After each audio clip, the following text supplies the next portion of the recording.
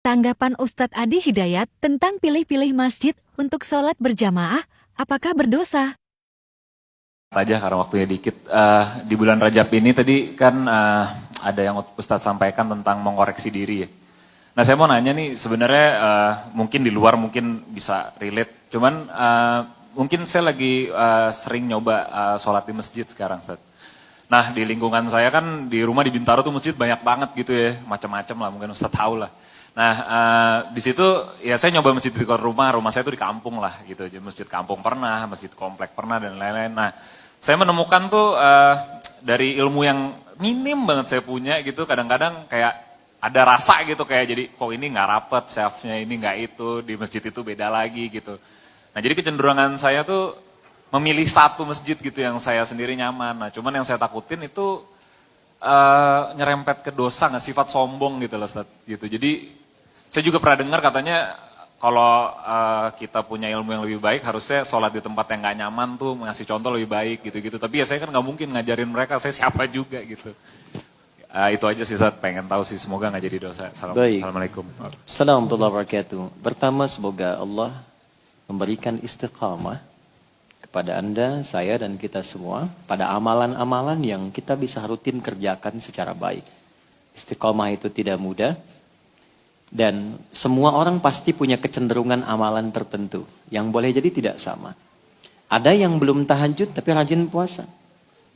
Ada yang belum puasa tapi senang baca Quran.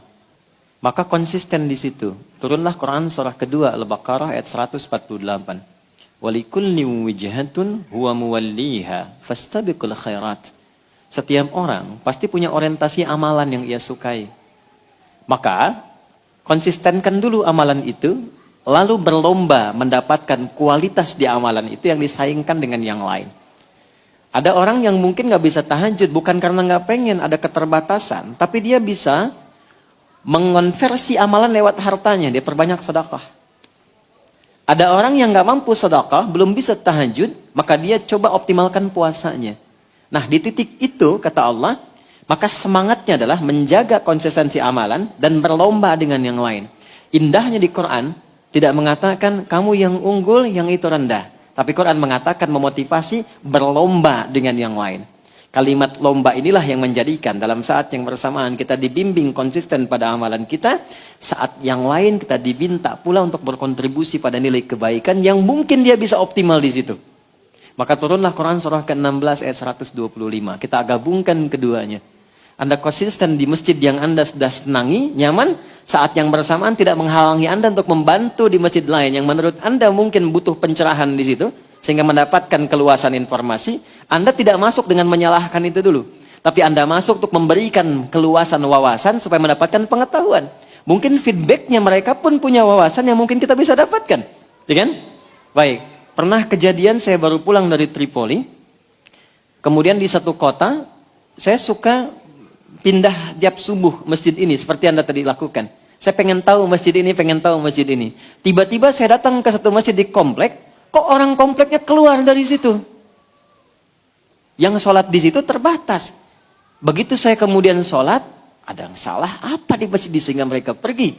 Begitu saya tanya salah satu yang di luar, kenapa nggak sholat di situ Pak?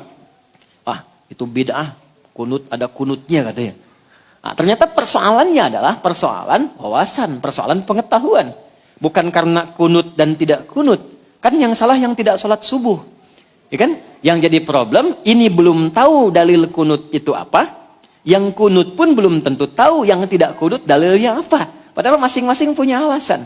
Maka Quran surah 16 ayat 125. Ud'u ila sabili rabbika bil hikmah. Wal mau'izatil hasanah wajadilhum billati hiya ahsan. Kata Quran, share wawasan dengan hikmah, dengan cara yang bijak. Jangan Anda yang datang memberi nasihat. Ntar orang tanya, emang ente siapa? Ya kan? Bikin acara di situ. Ada ustadz kayaknya bagus deh. Boleh nggak Pak? Saya usulkan di sini ada pengajiannya. Nanti saya coba kontak ustadznya. Mungkin saya dan teman-teman nanti bisa support Pak acaranya. Mungkin ada wawasan yang bisa kita dapatkan. Ustadz yang menerangkan nanti temanya tentang keutamaan berjamaah, tentang merapatkan saf. Datangnya nggak dari Anda, itulah hikmah. Sehingga ketika nasihat masuk, wal mau'izatil hasanah, sudah tahu ilmu. Jadi ketika ada orang yang tidak rapat safnya, sudah pernah belajar, akhi, ayo sini. Rapatkan safmu kawan. Tuh, bro, sini. Sudah tahu ilmunya. Itulah mau'izatul hasanah. Nggak ada perdebatan lagi. Ya kan? Rapatkan, luruskan. Rapat. Dan itu juga ada jarak. Rapat itu bukan sepenuhnya rapat. Kata Nabi bukan rapat yang keras sehingga engkau mau bergerak susah. Bukan rapat begini juga ketika bergerak susah gitu, tidak. Normal aja, normal biasa. Ada jaraknya juga, ya. Ada yang mengatakan segenggam, ada yang mengatakan rapat tapi juga ada kemudahan. Itu ada hikmah di situ. Maka itu yang dimaksudkan. Jelas ya? Dan kalaupun ada diskusi, jangan diskusi dengan cara yang baik, kata Quran. Diskusi dengan cara yang terbaik. Senyum.